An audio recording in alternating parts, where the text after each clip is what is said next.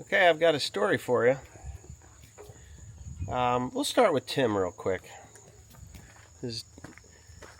So there was a rock stacked on top of a rock? Yeah. I went to drop the header, and I guess after it hit the ground, it just caught it. Stick your finger in there. Is there oil in it? It's right there at the... Okay, good. So what it did was it took out that turtle, the protector, obviously the blades, came down, took out this. You got that on back. This is the wrong one, ding dong. It's the wrong direction, isn't it? Oh no, I guess it is the right direction. Sorry. Okay, took out these, both of them, right? Just this one. The other one okay? Yeah, the other one's fine. All right. It took out this one, took out the blade. Took out the blades. I found it though. No, I don't care about the blade. But, so it did that. That belt's starting to look a little funky. You're going to make sure you clean that shit out of the top of it because it's getting funky. This thing's getting old. You can see the amount of cracks in the belt. Yeah, well, that's okay for now. But anyway, so he's been snapped a bolt in the gearbox. The gearbox is here. This is a $2,000 gearbox, a little over $2,000 now. What'd you do? Have to take the O-ring out of it? I took the O-ring out of that and put it on the other one. Okay. So this is going to have to get fixed. Well, it snapped a little bolt in there. The little bolts are not normal little bolts. They're oddball little bolts. So they got like an extended shoulder on them that's got a taper to it, so they lock in. So I bought 3 extra ones because it was snapped off. There was nothing wrong with that gearbox other than it has a snapped off bolt in the middle. Don't worry about it unless you're going to carry it into the shop. You can carry it into the shop now anyway because you're messing with it. So I needed some other odds and ends. These are the bolts for the knife blades. These are the nuts for the knife blades. More bolts for the knife blades. The right and left hand wedges or accelerators as they call them, and then the protectors, the bolt protectors that go on top of each turtle. I'm going to put these all in this bag because you're done with this stuff. And I also got new bolts. These bolts here for the tops of, there should have been 12 of them in there. Did you use some? Yeah, I had to use 4 of them, or 8 of them. 8 of them, okay. Yeah, that's what I was expecting. So, I'm just going to make sure, ziplock those things, get them all put away. You need them in the machine? I need this in the toolbox, yeah. Well, you might as well put those nuts too. Take them all, I don't need them in here. Okay. You might as well put them all. Put them in the, you got a toolbox, right? Yeah. Everything's for this thing. Just make sure the ziplocs are all ziplocked. Use this thing. Another wedge or a protector. These here. Yeah. So that's that deal. Now we move over to the project that we started the other day. Project that we started the other day, I started it and I started it. Teresa filmed some of it. I think she got the tail end of it, to be honest with you. She didn't get the beginning of it, but we're going to show you what it did to the shaft. I have worked on this shaft a complete day, and part of today I was over here pretty early this morning and I had to go get a bearing for this flywheel. Let me turn it around. Here's the bearing to the flywheel. So yesterday there was nothing wrong with this bearing, right? Except I forgot to put the spacer between the 2 bearings that are in there. There's a bearing on the back side and the front side. And those bearings, it just rides on these bearings until you break that $2,700 clutch. It's a overrunning clutch. So if a block of wood or something gets into the bail chamber, or something happens into the plunger, it'll kick that thing out, which is 9,000 Newton meters or whatever of pressure is what that thing takes. It said so on it. And then it just disengages the flywheel from that big gearbox, and then the flywheel spins like wild on those two bearings. I've only had this thing happen, that thing kick out twice in the whole time that I've had this baler. And I've baled over 70,000 bales through this baler. So there was a video a month or so ago where we had a little bolt that needed to go in the end, and I'm sure you all recognize it, but here it is again.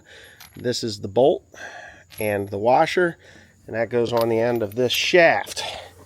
Well, some of you said, oh, that's not going to work. And I was like, oh no, we Loctited it, right? And we did. I Loctited it, or Grant did, or whoever, two of us, or one of us, or all of us. We Loctited that thing in, and it backed out again. So the one day, oh, to pick that up. So the one day, it backed out again. So Grant spent the morning taking it out and putting new Loctite on the bolt, retorquing it. We used, instead of the blue Loctite, we used the red Loctite. Well, we needed the baler in the field because I had other things to do, and I have a sneaking suspicion, I'm not 100% sure, but I got a sneaking suspicion that the flywheel was not put all the way to the back of the shaft when he torqued the clutch down. Okay. I don't know. I'm not 100% sure, but I'm 99.9% sure. Now, that clutch and that flywheel float back and forth on those splines. Okay, they float back and forth on the splines. Well, it backed out, and Teresa was running it, and it showed no signs of anything, you know, until all of a sudden she's like, it made a real weird grinding noise, and then it just spun and spun and spun forever, even after she shut the power takeoff shaft off. And well, what it was doing was it was spinning on the shaft, and it got really hot. You can see that it's kind of blue. It friction welded because it had slid all the way out off the splines, and it had friction welded itself to that shaft. This is only one half of that thing. I don't know where the other half is. Oh, it's down there. The other half is down there with all the guts. All those bits and pieces you see there, I had to take a cutting wheel and cut it in half, and then wedges, not wedges, but chisels, and split that thing off of there until we got it into two pieces where I could get it apart. Me and Tim did it. Teresa came later and helped with it, and finally we got it apart. So what that had done to the shaft was it had marred it up like that. You see that groove in there? Well, it was a whole lot worse looking than that, because the metal had gone molten, and it had actually friction welded into here. All this in here was completely sealed off, about from here to here. So I have recut those splines, and I've been working at them with a file and a Dremel tool, and just trying to get it so that I can put the brand new clutch on there. Now, what I'm going to do, this is where it's going to get interesting for everybody watching this. I am going to actually JB weld that thing fast, because I'm afraid that the splines, even though it's recessed on there, the splines on the other side will only be, you know, they're going to come pretty close to the end, but they're not going to, whatever. They're not going to engage it correctly, right? They're not going to engage it and hold it firm and true and straight if I just go to the field with it like that. It will for a while. I'm figuring a year or two it will probably be okay. But what I have a problem with is it's $2,708 for that thing, and a year or two is not what's going to happen. This baler is going to be in my possession till either I quit farming or I no longer can get parts for it, which they're available, and I should be able to get a lot of parts for this thing for a long time. Krone is really good about that. So what I'm going to do is I'm going to take this little guy right here, if I don't break my leg or something, this little washer here, and you see the bolt, where the bolt is? I'm going to drill a hole. I'm going to drill a hole about midway between the flange bolt and the lip on the other side, and I'm going to put a grease zerk there. And I have, let me come over here, because I have this stuff. I got to get it out because I'm getting ready to do this now. I got to send Timothy to start mowing wherever it is I'm going to have him mow. I have this product in a big old container, right? Now, I don't think I need to use all this, and I might have enough. I might have a half-used one. I might use that. I don't think it's going to take me that much to do to fill that in. I'm thinking it's not. But if I've got one of these, that's a red one, and here's a black one, but I'm not happy with the amounts. I think that there should be, oh, I got another red one. There should be, here's another black one. So I'll probably get two blobs that are pretty close to the same size, and I will mix all these together, and I'm going to put them into this grease gun that I've purchased. Yes, Teresa went and got it yesterday. Horrible freight. You can get these little grease guns here. Should have everything that I need. And it was 13 bucks. So I'll put the JB weld into that, and then I will pump it in through that hole with the grease zerk after I get the clutch on there. I'm going to pump it in there. And it should be enough to fill in those, oh, sorry, you get to see my nostrils. It's going to fill in those gaps in here and take up all the space that is in there. And it will shoot up through those splines. You don't want to put too much in there because I don't want it. That clutch is going to run right clean and clear right up against that, right? So it's going to hit that. There's another washer, a little collar that goes on there, which holds the bearings tight up against the backside and here. So when I get that all in there, it's going to be JB welded, and it's going to set overnight and into tomorrow night. It'll probably set for a couple of days before we use it at that point. Now, before I actually shoot that JB weld in there, I'm going to Loctite the ever-loving shit out of this bolt, because I never want to take that off of there again. If I have to take, if something severely fails in that gearbox, I got another gearbox in that parts baler out there. I'll just pop the top, pull that entire unit out the top with the loader, drop the new unit or the good used unit back into this thing, and go to the field and work. I could probably do that in a couple of days of work. I'm not sure. I'm pretty sure, but a couple of days of hard work, we'd get it out and put the new one in. I think what we would end up doing is taking it off the tractor. Let me turn you around.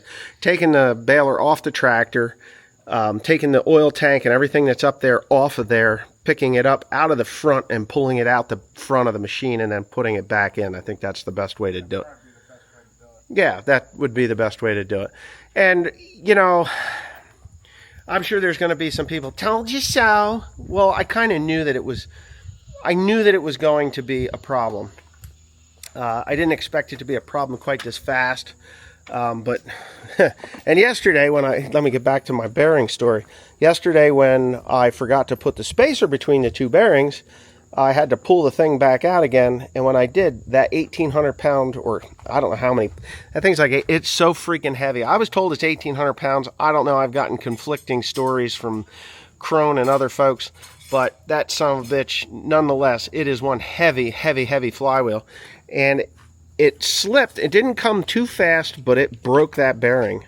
So this morning I was up at, I guess I got up at 5, and I did some things at home, and then I left here. I couldn't get to the bearing house until later, till 8 o'clock when they opened. So I went at 8 o'clock. I was there when they opened, or slightly before they opened. The door was open. The guy was in there, and he was like, yeah, come on in. So it was like, I don't know, it was 7:40 or 7:30, 7:40 by the time I got there. And yeah, there you go. We got it in. So this morning, me, Tim, and Grant slid that thing up in there. But now, what I'm going to do is I'm going to stop talking. This is going to be an extremely long video. I don't really want to do it in 2 parts, but I think I may. But I'm going to go ahead and put this thing together. Okay? Okay. So what I might do is do this, well, you'll see. Anyway, whatever. Here we go. Got it to split. Well, I got that half to split. Let's see if we get the other half to split. The gearbox has got to come out. I'll check that out. Yeah, I'm not entirely sure about that. I can probably get it filed or something. I might just fucking... Well, it'll be a winter job. It's not a winter job. It's not a winter job. It's a job that's going to happen. Whether it happens today or next week, but it's going to happen. Alright. Looks like an awful big gearbox. Yeah, well, I got off a big tractor too. Hold that. I'll pick the fucker right up out of there. Give me that chisel.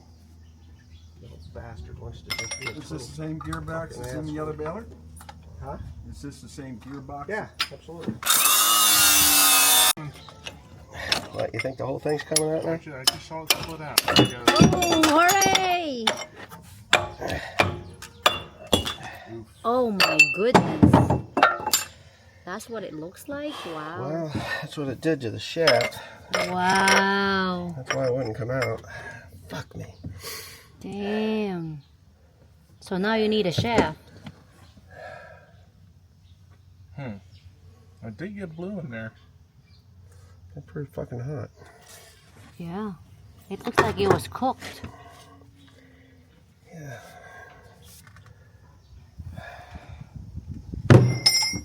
Wow.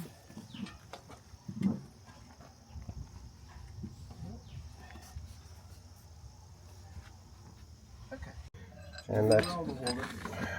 No, the JB Weld's definitely going to hold... Well, the problem is this thing's supposed to float. But it ain't going to float after this. If it don't float, what'll be the... What the problem would be? Yeah. I don't know. I guess we're destined to find out. Friction. No. Flywheel through the cab. No. Hey, don't say that. I drive this thing. Well, one of the guys said, What guy? I guess one of the salespeople, when we went to go to check this thing, they said one of the flywheels broke off and went through the cab. Damn. Who said that? When we went to go check this thing out in the during the presentation.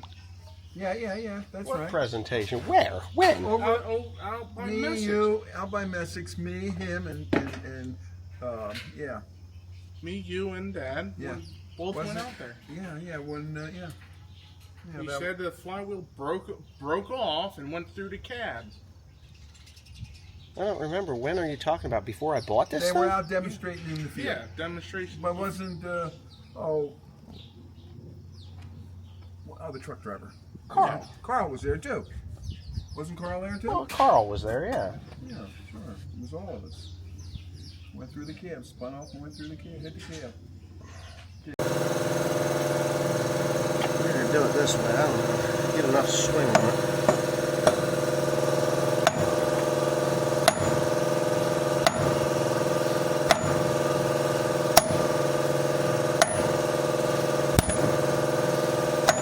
Think it's going? It's going.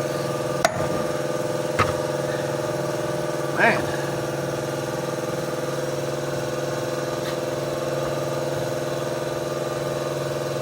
The blue rag is there to hold that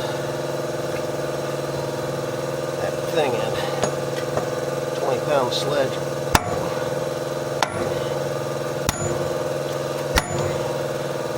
You sure? Yep.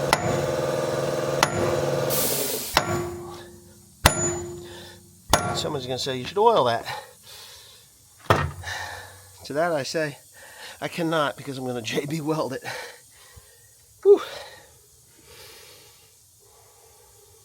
But you said you were going to put grease in it. JB Weld. Listen, I know your capacity to understand stuff is severely limited lately. What did I tell you? I was going to do what? JB weld it. I told you I was going to JB weld it. I was going to drill a hole, put a grease zerk in it, and then put the JB weld in the grease gun. Oh, And that's what shoot you. it in. That's what you got that thing for. Oh. Yeah, just like the combine. I thought we discussed this already. Did we not?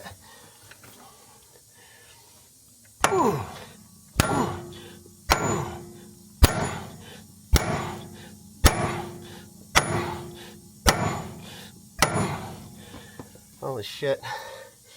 It is going on, but Little by little. yeah, I ain't liking it.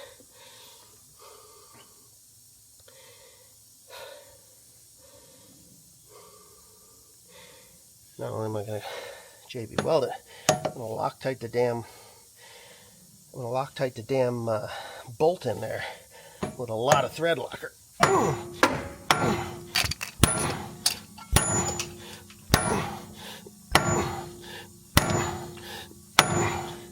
Washer's getting pounded.